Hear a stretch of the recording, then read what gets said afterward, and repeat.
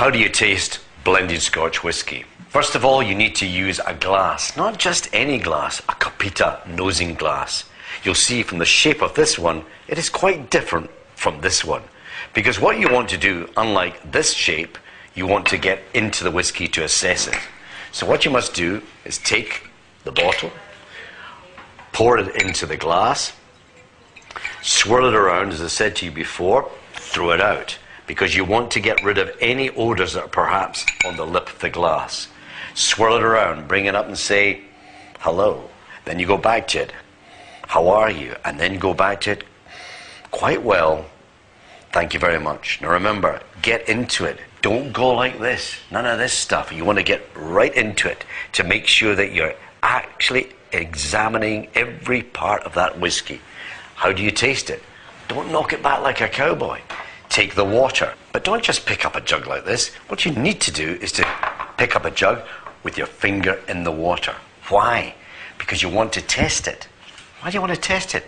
Because many barmen, unfortunately, stick their jug under a hot tap by mistake, and therefore, this is what ruins whiskey. 6 times I've now ruined my whiskey.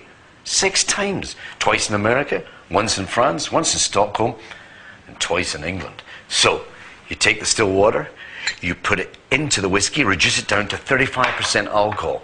35% alcohol is the ideal strength for really bringing out the whiskey in the palate. Put it in the mouth. And